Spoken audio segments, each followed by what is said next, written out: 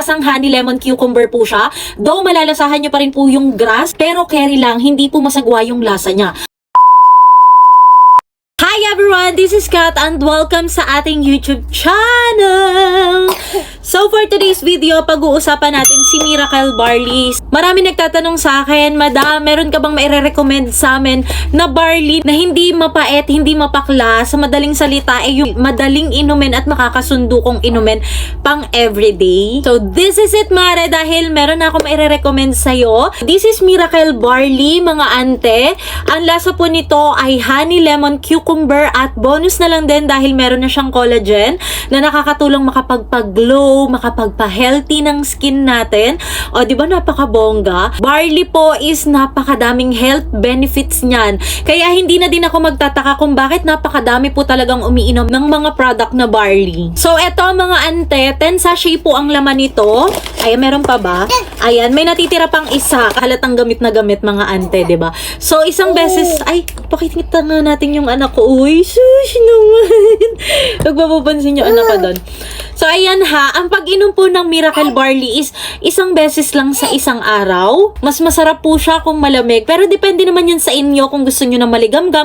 Pwede din naman. At huwag kayong mag-alala ha kasi hindi po tataas ang sugar nyo dito. At kung kayo ay diabetic person, pwede kayong uminom nito. Dahil 100% stevia po ang ginamit na pangpatamis kay Miracle Barley. 21 grams po ang laman ng kada isang sachet natin mga ante ha. So yung isang box is good for 10 days nyo na. Ngayon kung tatanungin nyo naman ako, ano po ba yung na-experience nyo nung iniinom nyo po si Miracle Barley? Mga ante, eto po ha, si Miracle Barley po natin, kung hirap kayo makatulog, pwede nyo siya inumin 30 minutes bago po kayo matulog sa gabi.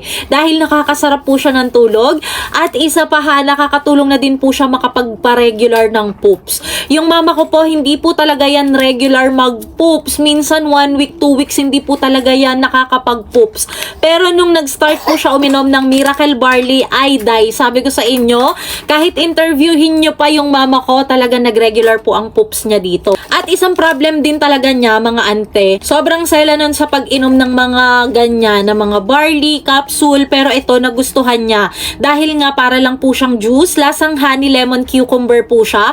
Though malalasahan nyo pa rin po yung grass, pero carry lang, hindi po masagwa yung lasa niya. At isa pa mga ante, appetite suppressant po si Miracle Barley. So nakakatulong na din po siyang makapagpababa ng timbang. At kung ikaw na nanonood, feeling mo super stress ka, dahil uminom ka na Miracle Barley, nakaka-relax po talaga siya.